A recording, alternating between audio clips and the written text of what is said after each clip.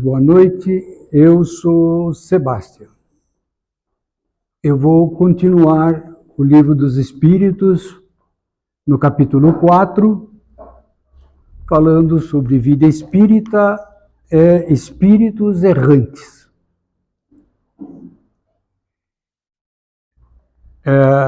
Entendemos através da análise das perguntas 223 a 233 do Livro dos Espíritos que a reencarnação se processa mais rapidamente nos mundos superiores do que nos mundos mais densos, em função da influência da matéria corpórea, bem como das limitações morais desses últimos mundos. Que a alma, nos intervalos das encarnações, é um espírito errante, aguardando um novo destino evolutivo. Que essa espera varia desde algumas horas até milênios, satisfazendo a necessidade de cada espírito, podendo ter ou não a participação do próprio espírito, ser uma punição imposta por Deus, ou mesmo ter essa espera alterada, dependendo da participação em atividades importantes para o espírito e para a coletividade. Que a erraticidade e reencarnação dependem do esclarecimento do espírito, mas não denota diretamente adiantamento ou não da consciência.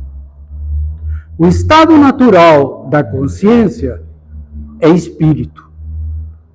A reencarnação é transitória. Por ser uma condição necessária antes do processo reencarnatório, ou mesmo antes da elevação, esses espíritos são entendidos como errantes, quando no mundo espiritual. Dessa forma, segundo Kardec, os espíritos estão em 3 estados: encarnados, errantes ou espíritos puros e perfeitos. Os espíritos aproveitam esses tempos errantes para estudar, observar e aumentar o seu conhecimento com vistas a uma futura encarnação. Mas é nos mundos físicos que esses estudos são postos em prática.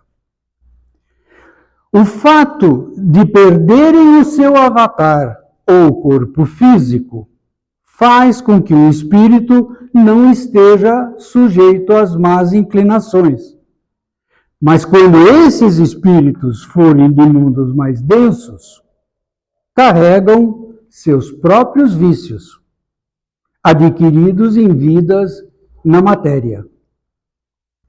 Que para abandonar as paixões e vícios, é imprescindível vivenciar a experiência e vencer as inclinações, vivenciando no físico situações de lapidação de sua própria personalidade.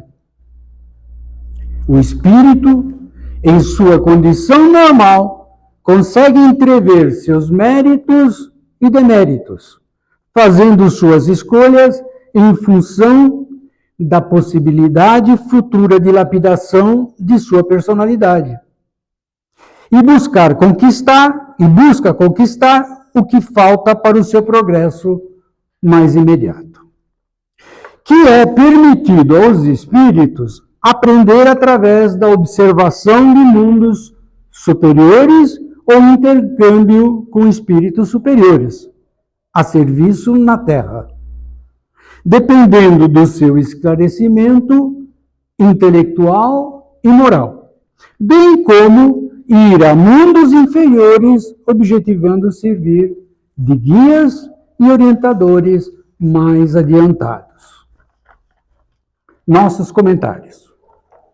Ora, Entendemos que todos os espíritos somos atemporais, criados simples e ignorantes, e que crescemos ou evoluímos intelectualmente ou moralmente através da experienciação.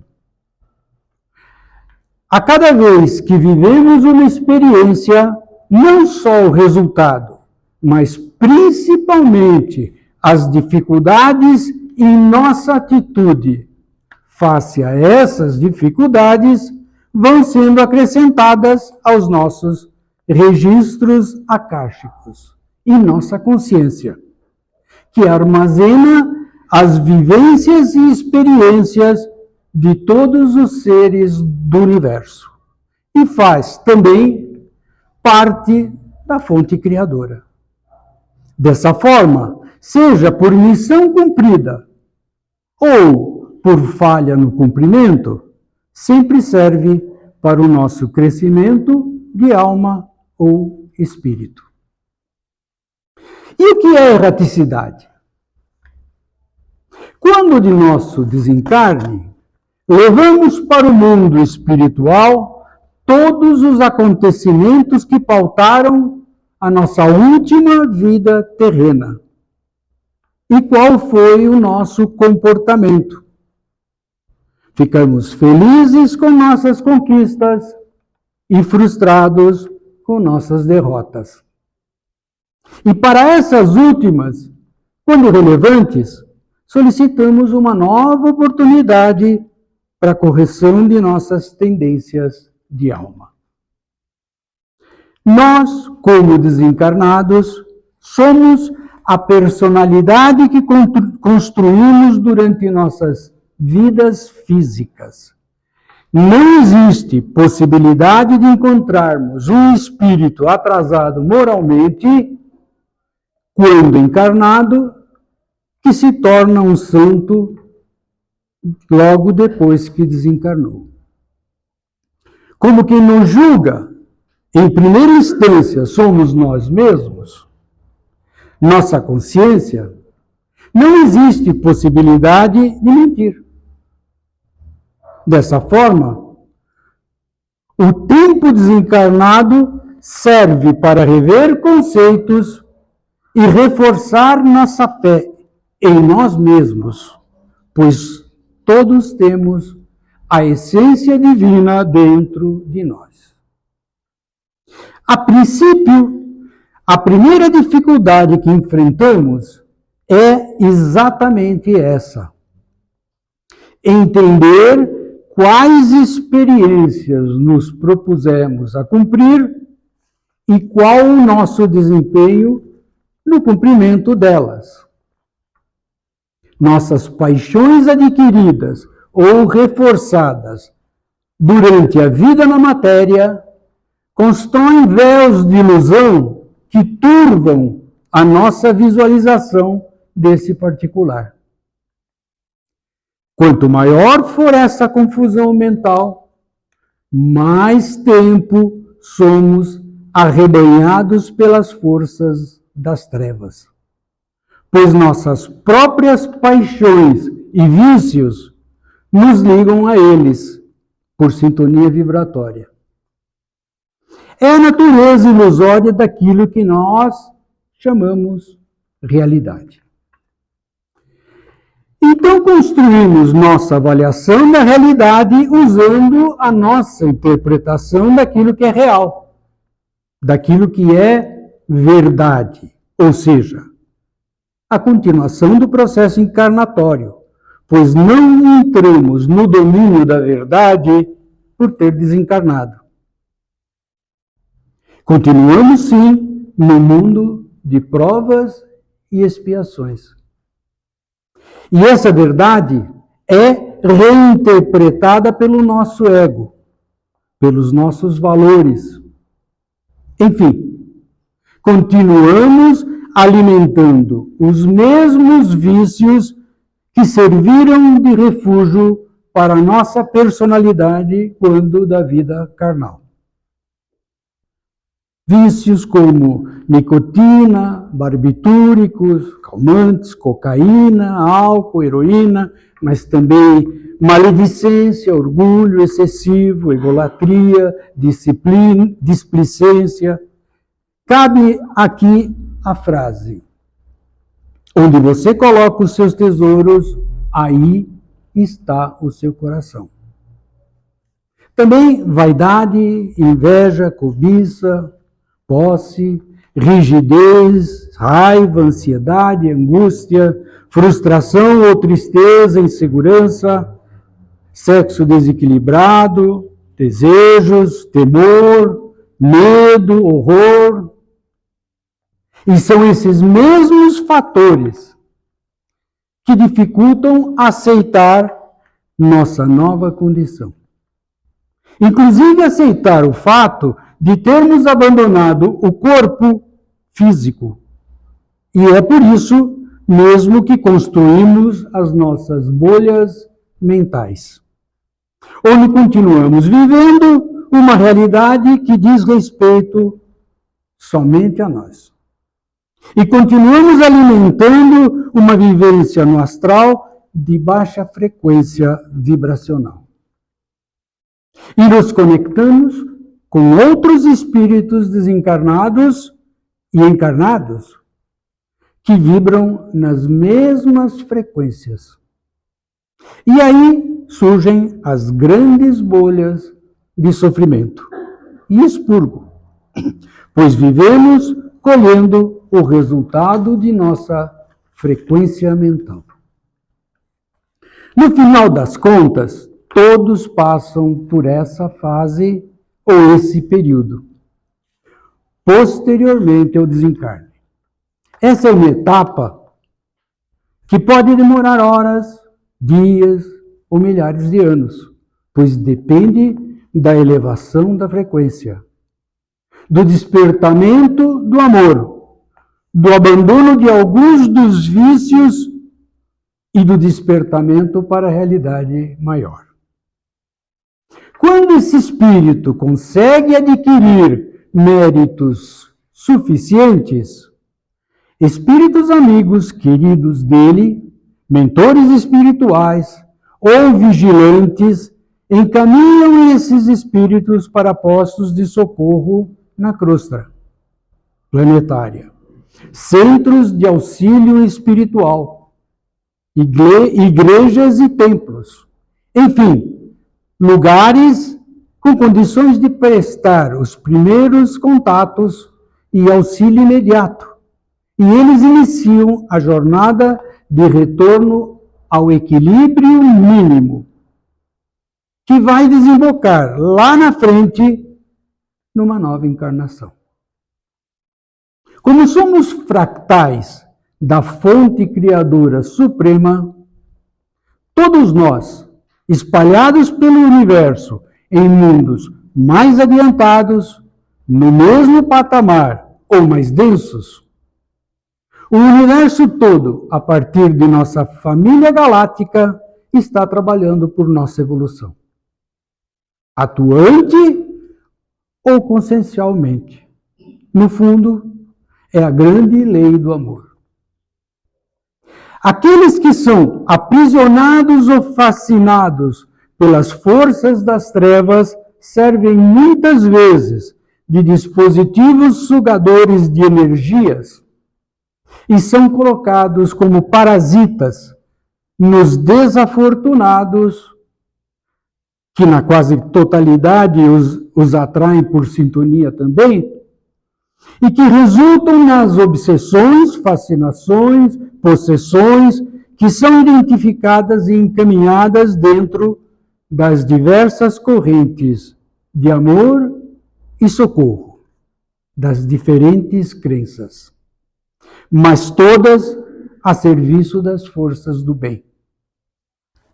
Quando a personalidade de alguns espíritos é demais rígida com seu passado, ou quando os desvios cometidos são muito relevantes, prejudicando a própria estrutura espiritual, são em muitos casos programadas em encarnações de alívio, para descarregar a massa deletéria de energias deformadas, através da carne e encarnações compulsórias do próprio ser espiritual.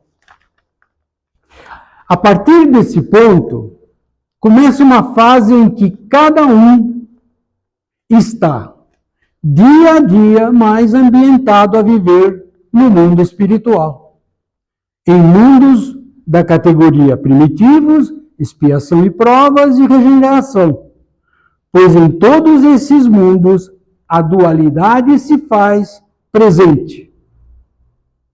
E, portanto, numa maior ou menor incidência, os conflitos de extremos são a forma dos habitantes desses mundos aproveitarem as experiências. A partir daí, nos mundos infelizes e divinos, ou nas densidades superiores, o espírito não precisa mais do mergulho na matéria, sendo suas viagens voluntárias em missões específicas e, portanto, não existe a erraticidade. Nessa nova fase, participamos de atividades de ajuda a desencarnados e encarnados, socorro e alívio a outros espíritos, desenvolvendo a nossa empatia pelas dores dos demais. E então, planejamos uma nova viagem à matéria, onde vamos viver em um ambiente que propicie a melhor condição para novamente vivenciar aqueles defeitos e ir construindo nossa perfeição relativa. Delineamos uma nova viagem utilizando o escafandro do corpo físico. E quais são os desafios dessa nova jornada?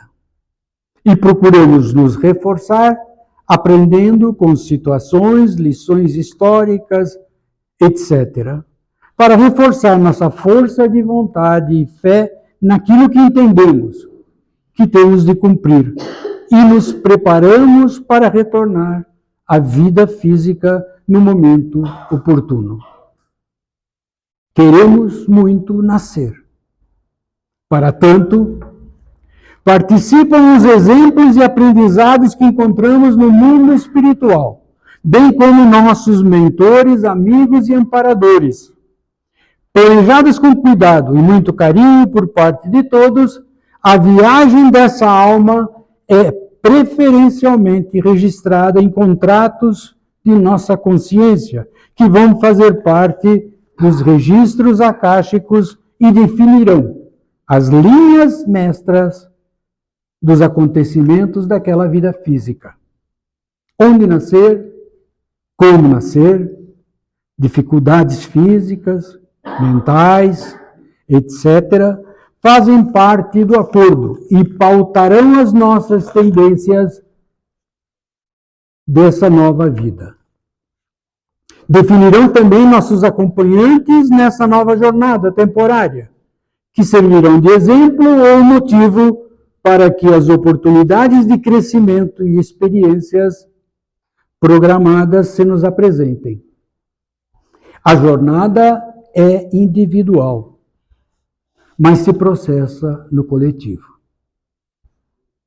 Todos somos emanações da fonte criadora, numa viagem para os mundos físicos ao longo de bilhões de anos, de ida e volta, com as duas passagens compradas, e com todos à nossa espera no retorno, pois no final de contas, todos somos um.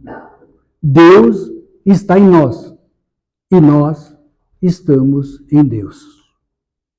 É a mensagem que tinha para hoje. Espero ter ajudado a todos. Muito obrigado.